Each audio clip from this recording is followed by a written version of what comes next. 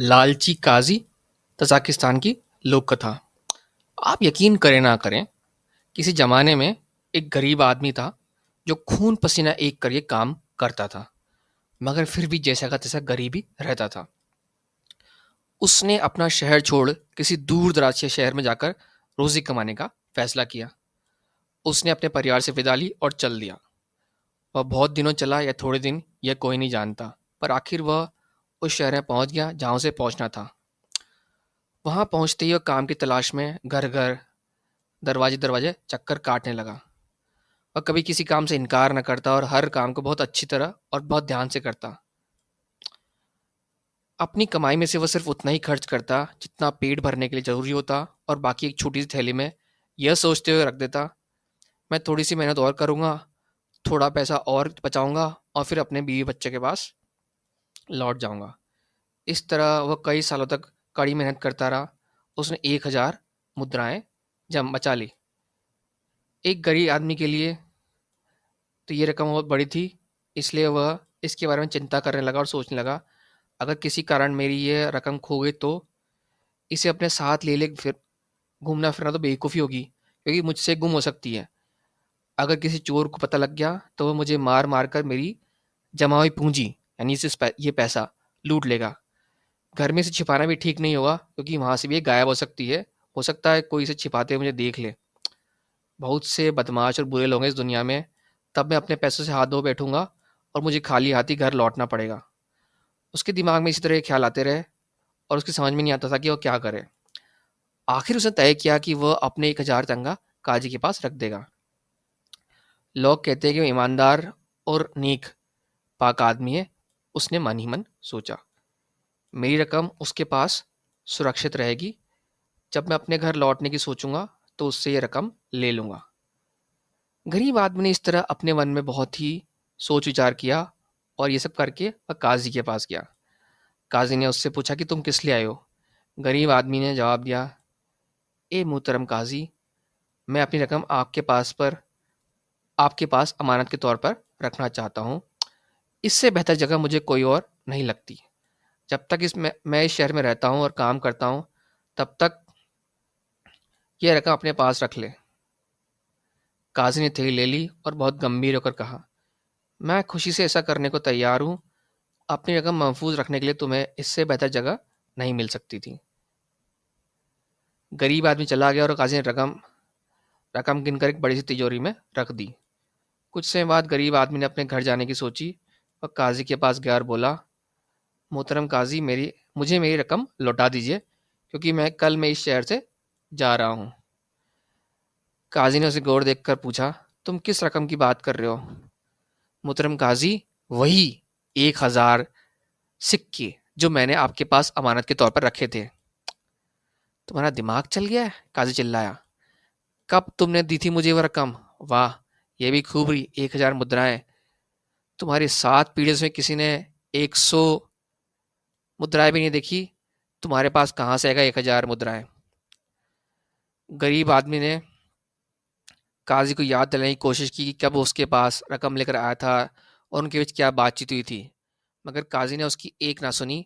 उसने गुस्से से पैर पटके और अपने नौकरों को आवाज़ दी, ये कोई उठाए गिरा है। वो चिल्लाया, इसे मार पीट कर मेरे घर से निकाल दो। काजी के नौकर गरीब आदमी पे टूट पड़े। उन्होंने बहुत उसकी पिटाई की, उसे घर से निकाल दिया। गरीब आदमी रोता हुआ, आंसू बहाता हुआ बाहर सड़क पर चल दिया। मेरी सारी मेहनत गई, मेरी सारी जमा पूंजी लुट गई। और दुखी होता हुआ दोहराता रहा, लालची काजी ने मुझे लूट लूट लिया। उसी समय एक औरत पास से गुजरी। इस गरीब आदमी को रोते और आहें भरते देखकर उसने उसे डांटते हुए कहा, क्या बात है भाई, तुम अच्छे खासे जवान हो, दाढ़ी रखे हुए और पगड़ी पहने हुए अच्छे मालूम होते हो, तुम बच्चों की तरह क्यों रो रहे हो। गरीब आदमी दुखी होकर कहा, अरे मेरी बहन, काश तुम्हें मालूम होता कि मेरे साथ कैसे धोखा हुआ है। मैं कई सालों से अपनी ताकत से ज़्यादा काम कर रहा हूँ। न कभी पेट भर के खाया और न कभी पूरी नींद ली। बहुत ही मुश्किल से मैंने 1,000 मुद्राएं बचाई थी। अब मैं वह सारी रकम खो चुका हूँ। अगर तुम्हें पता लग जाए कि ये कैसे हुआ है, तो तुम मुझे इस तरह नहीं डांटोगी। उस औरत ने कहा, अच्छा बताओ भाई, तुम्हारे साथ हुआ क्या है? गरीब आदमी ने बताया कि उसके उसे कैसे धोखा दिया गया है। और लोग कहते हैं कि काजी नेक पाक आदमी है। उसने झल्लाते हुए ये भी जोड़ दिया। उस औरत ने बहुत ही हमदर्दी से उसकी बात सुनी और बोली, इस तरह दुखी मत हो, अभी बात हाथ से नहीं निकली है, तुम मेरे साथ चलो, मैं कोई तरकीब जरूर सोच लूंगी। वे उस औरत के घर गए। उसने घर में रखा हुआ एक बड़ा सा डिब्बा हाथों में लिया और फिर अपने छोटे से बेटे से बोली, मैं इस आदमी के साथ काजी के पास जा रही हूँ। थोड़ी देर पर तुम हमारे पीछे पीछे आना और यह कोशिश करना कि तुम पर किसी की नज़र ना पड़े। जब हम काजी के घर पहुंच जाएं तो तुम इस तब तक छुप कर इंतजार करना जब तक काजी इस आदमी की रकम ना लौटा दे। जब काजी इस डब्बे को लेने के लिए हाथ फैलाए तो तुम भाग कर आना और कहना, पिताजी अपने ऊँटों और माल के साथ वापस आ गए हैं। ठीक है, मैं ऐसा ही करूंगा, लड़के ने कहा। औरत ने डिब्बा अपने सर पर रखा और गरीब आदमी को साथ ले काजी की ओर चल दी। इस औरत का बेटा कुछ दूरी पर उसके पीछे पीछे चलने लगा। वे काजी के घर पहुंचे। उस औरत ने गरीब आदमी से कहा, मैं पहले जाऊंगी और तुम मेरे बाद अंदर आना। वह घर में दाखिल हुई। काजी ने उसकी ओर देखा तो उसके सिर पर रखे हुए बड़े से बक्से को देखा और बोला, बहन किस काम से आई हो? औरत ने जवाब दिया, ए मुहतरम काजी, शायद आपने मेरा नाम सुना हो। मैं अमीर सौदागर रहीम की बीवी हूँ।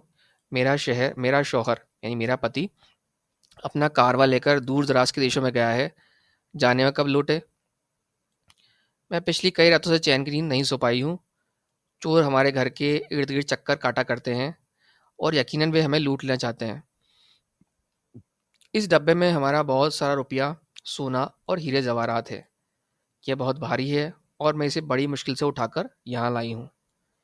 मैं चाहती हूँ कि आप इसे अपने पास हिफाजत से रख लें। जब मेरा शौहर यानी मेरा पति लौट आएगा तो वह खुद इसे लेने आ जाएगा। काजी ने डिब्बे को उठाकर देखा। जब उसने उसे बहुत भारी पाया तो लालच से उसके हाथ कांपने लगे। उसने सोचा इस डब्बे में कम से कम 40 या 50 हजार मुद्राएं हैं। इसके अलावा बहुत से हीरे भी हैं। मैंने सुना है कि रहीम बहुत अमीर आदमी है। तो उसने औरत से कहा, अच्छी बात है बहन, मैं तुम्हारी दौलत अपने पास अमानत रखूंगा।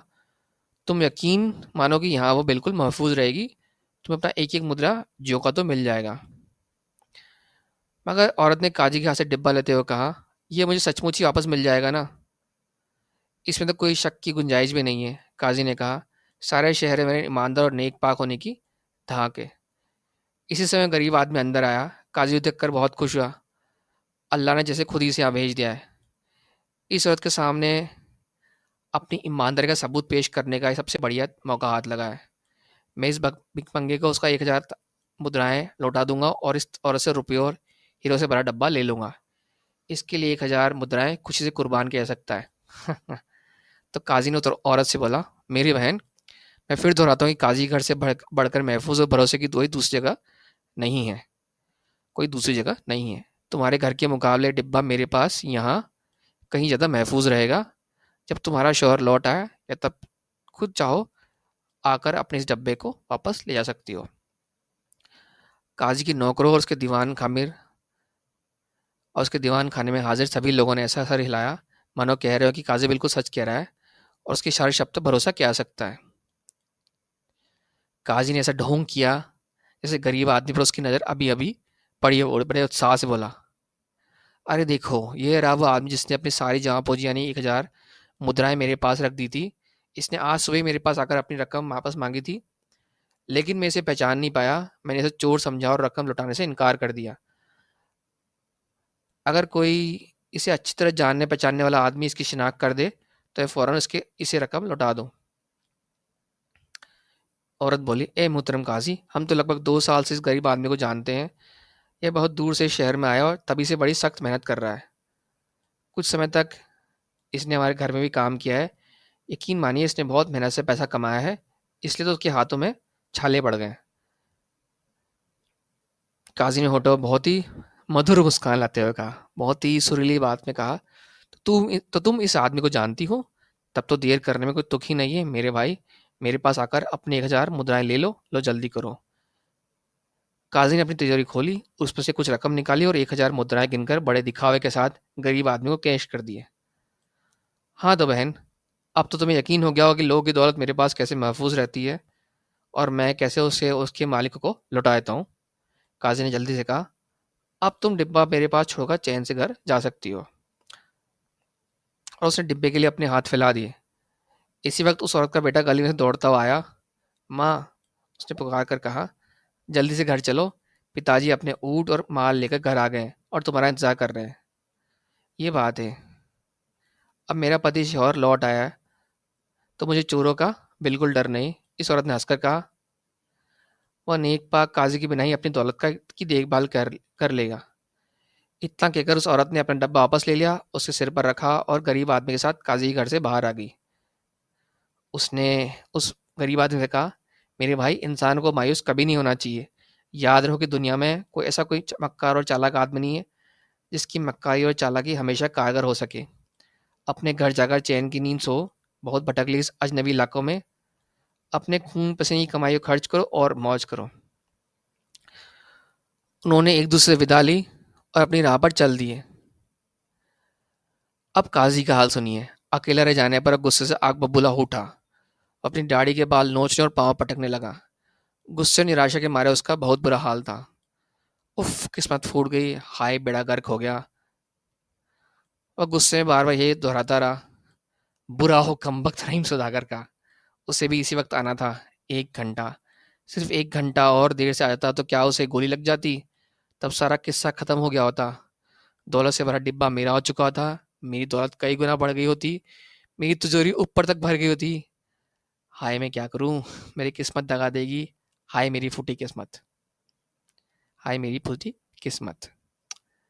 लालची काजी, कजाकिस्तान की लोक कथा।